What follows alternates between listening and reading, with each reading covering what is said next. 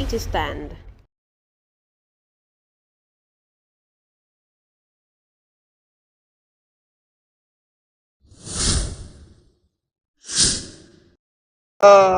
Mr. Mike, I want to say one thing here. You see, in Nigeria, I don't know why we are so pedestrian to some critical issue or challenge confronting this country. Proud to the now, we all knew what transpired at that hemisphere, I mean Benue State, to be precise. A lot of lives were cut off, people died, and you know that even before the now, President Asiwaju Bola Tinubu gave a marching order to all the security agents to see that they go there and nip the problem once and for all in the bud. But what do we have? And up to this present moment, even this is a recent visitation. When he got there, he asked us, how many arrests have you people made? Can they give him any concrete thing? I want to believe that the president also holds the power to hire and fire. If you delegate a duty to somebody and it's not delivering, I think it's within the ambit of the president to fire such a person and bring on board a person that can do it right. And that is my take on that. And when you look at everything, you see that though there is one thing that says it's better to be late than never. He's coming to will also try and put some kind of semblance of seriousness in tackling this anemic security system that we currently have. I want to believe that the president now, maybe he has just woken up from his slumber to see that he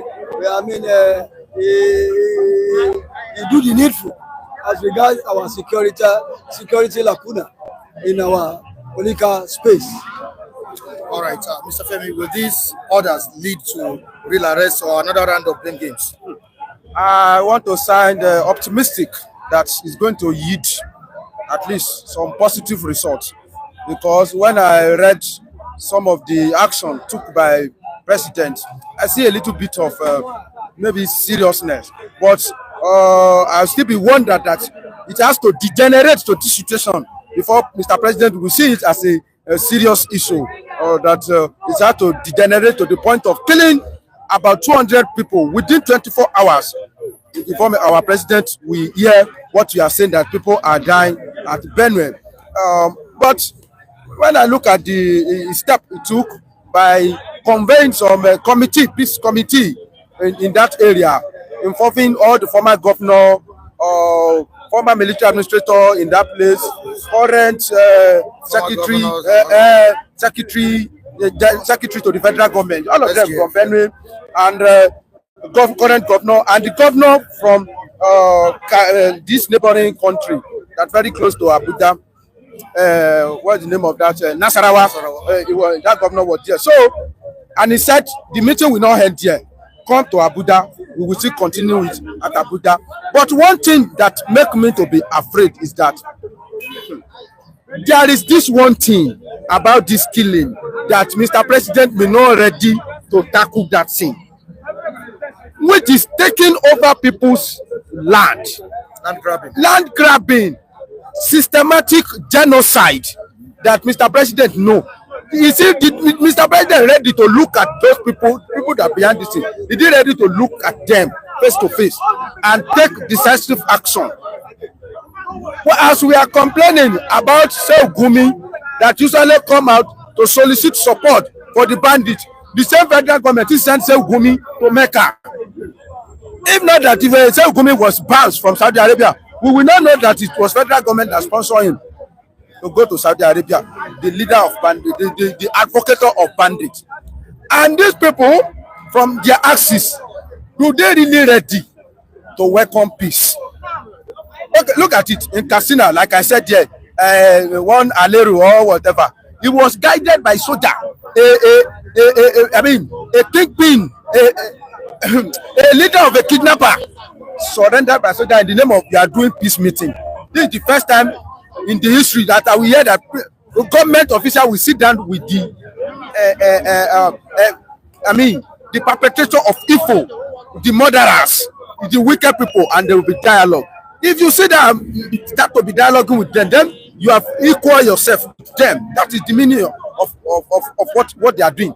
So is Mr. President really ready to nab this thing, to go to the bottom of this thing and uproot it completely?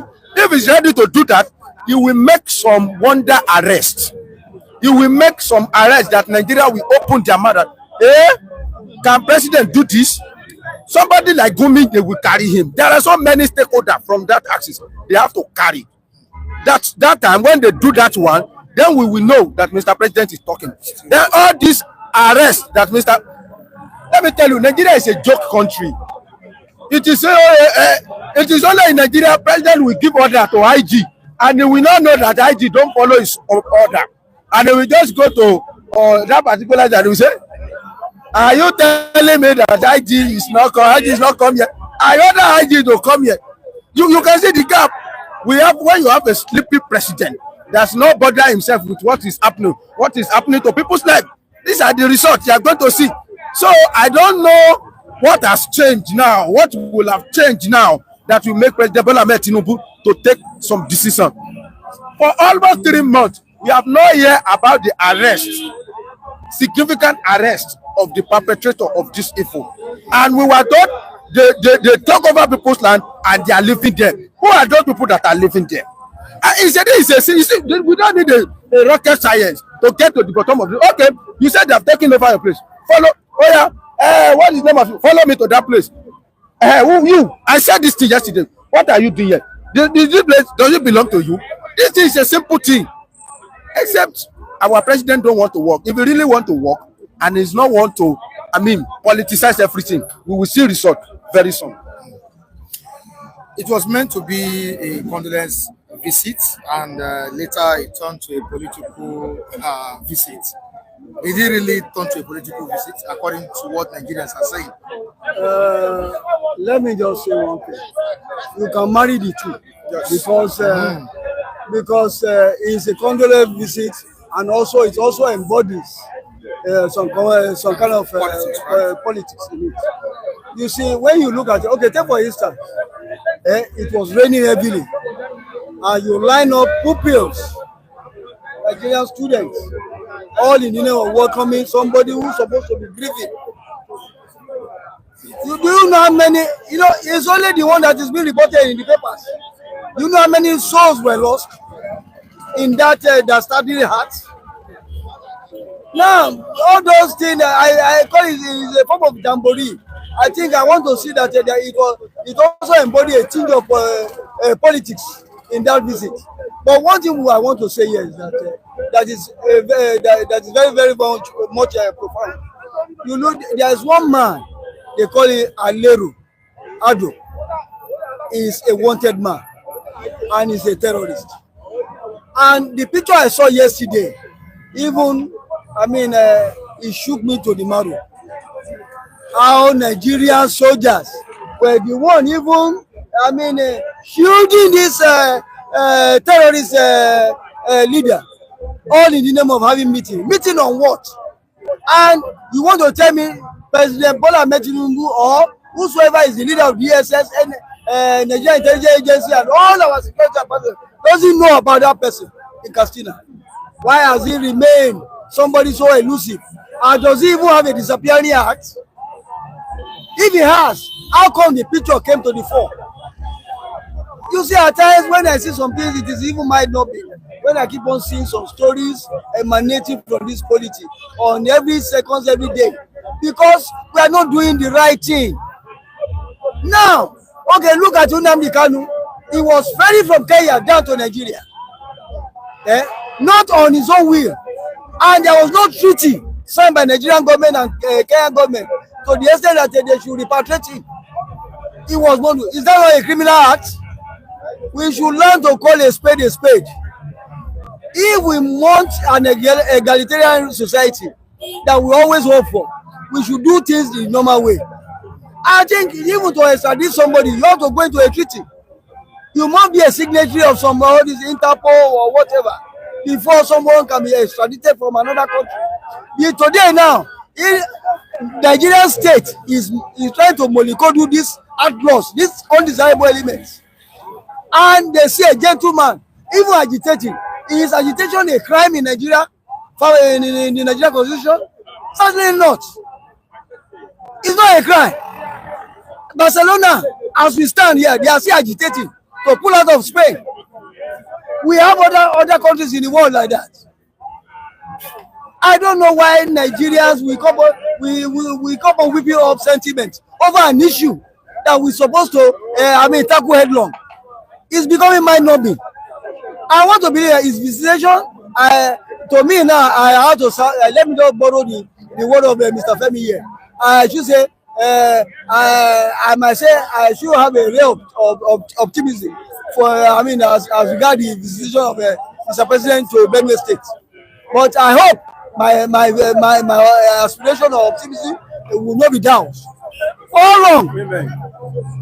Because when you continue to see things happening on a daily basis, it is not really, because you don't need rocket science to know that this and this need to be put in place.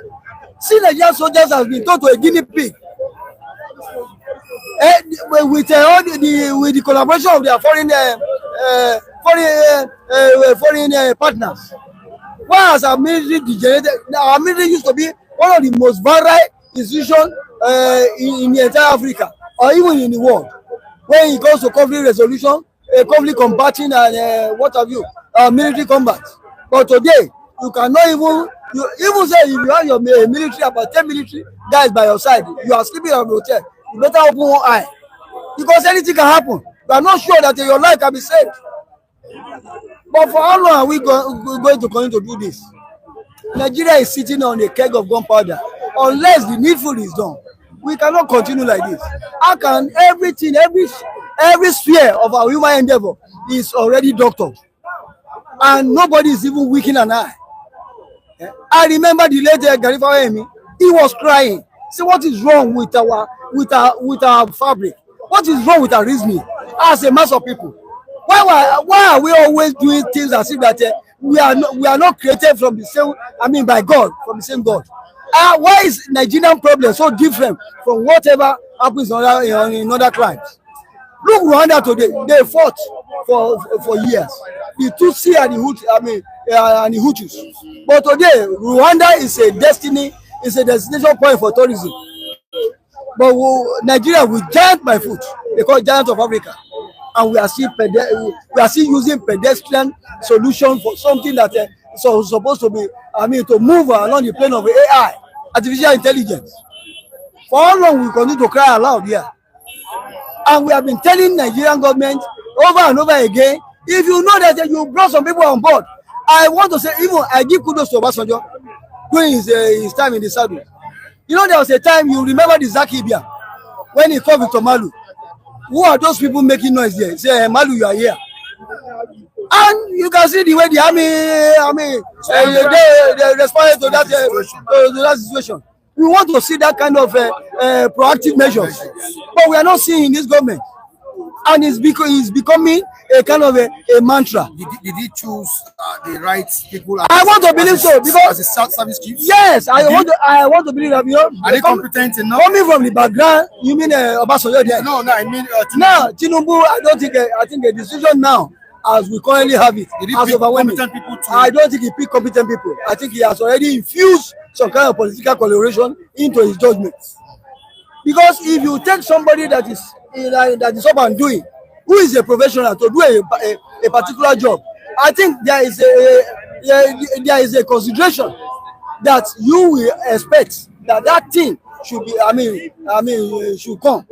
And when you are not getting it, it shows that you have not brought somebody who is competent to do the job. I think President Bola Tinubu should learn from others. I think there is a sitting of a former head of state. You should also call them. How did you do it during your own time? During your own time, you have to go to the drawing board and see what is amiss for you to set things right. Thank you so much. Michael, please permit me to talk about that raining, the shower of blessing. It is unfortunate we are in the 21st century now, and all these our kids, they have become the child of 21st century. But I could remember when we were young, even when rain is falling, we like to play inside the rain. We like to play inside rain. I come from village. When rain is falling, I like to at least almost 1 hour. I will still be weeping within, but it's not the same. We cannot compare those kids of those days. You cannot compare it with today. Number one. Number two, if Mr. President truly want to behave like human being, you're supposed to commend those kids. I don't know. I've not listened to his whatever his speech, but like somebody said that if it is Peter Obi, if he cannot say to those kids to go to their class, we will talk about it. That I've seen that thing alone, that thing that happened is enough to move Mr. President to do the needful. That see kids inside the rain to come and welcome me. That one alone is enough for Mr. President to shed tears and make sure that he see the end of that problem. So what happened here is a message. The suffering that people are passing through is more than standing inside the rain. If it's just for them to stand inside the rain and for you to solve the problem, it's too small. It's too small. Standing inside the rain and rain beat both the teacher and pupils. Rain beat them. Rain not the key now. I know you, if not because of this guy get, if rain start now, you will prefer us to be doing our business. If not because of God get. Stay inside the rain is a message. I mean, it's supposed to be a message to Mr. President. We are suffering a lot. They are killing us. If somebody says to stay inside rain, know that Fulani will not kill my mommy and dad, I will stay. But that message did it get to the Mr. President? Did it enter his heart? What does it mean to him? Some see him as somebody that has no feelings, that has no human feelings. To me, he has no feelings.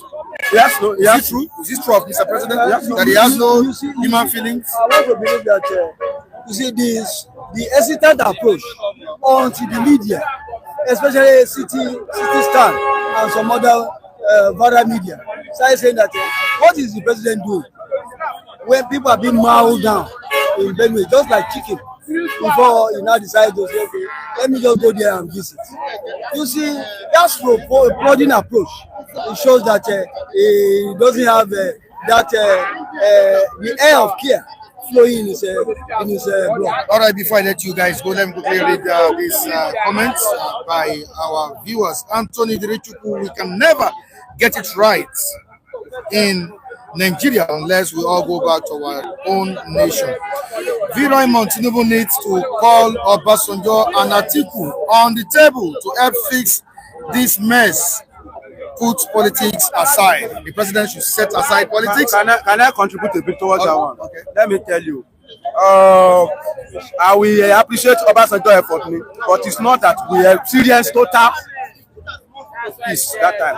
Let me tell you, the gory, image of a children caught like pawpaw is still in my head. I told you it was only the Obasanjo in Plateau State.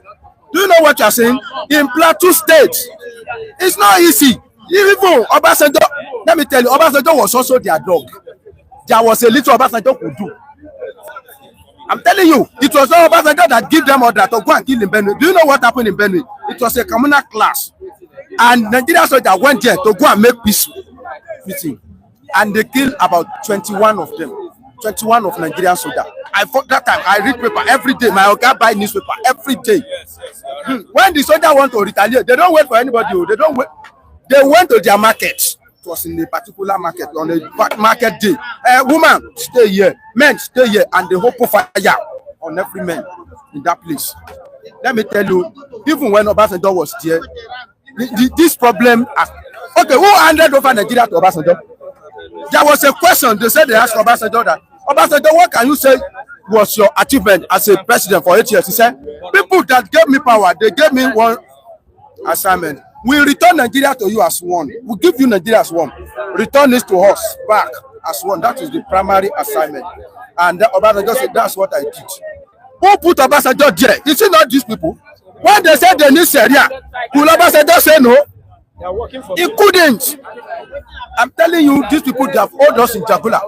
They have been using Obasanjo for a very long time. They put Obasanjo there when they killed Motala that time. They know what they are doing. They will put your people there to come and deal with you. It is your brother that will come and deal with you. That's the game Fulani has been playing. All right, Odezi Chima, what's stopping Tinubu from declaring a state of emergency in Benue State? But he didn't waste time to declare state of emergency in peaceful Rivers State. Well, let me tell you, I wonder why he didn't declare state of emergency. But state of emergency is not automatic. You declare state of emergency. What does it mean is that you remain. I don't think Elia is he from APC? Yes. Okay, Elia is from APC. Okay, that one maybe might have been politicized. But do you know that they declared state of emergency in Borno as it ended Boko Haram?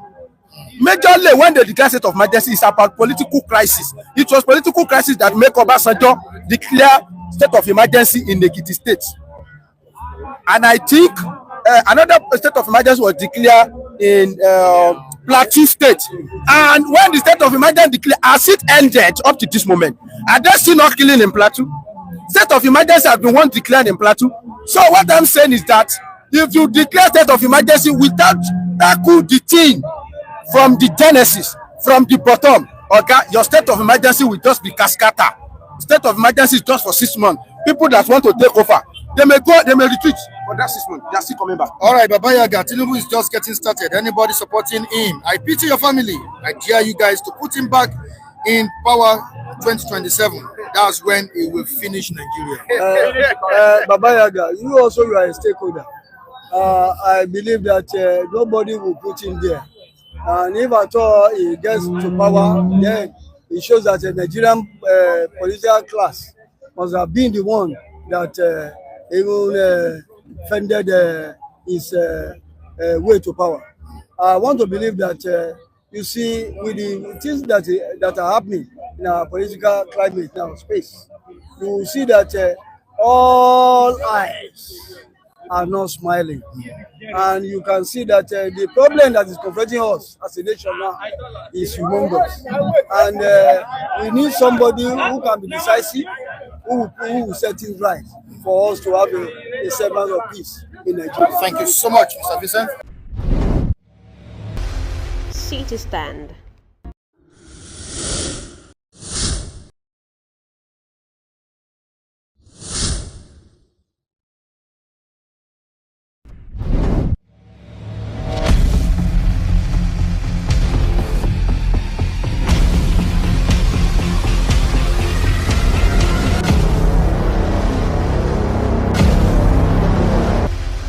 City Stand.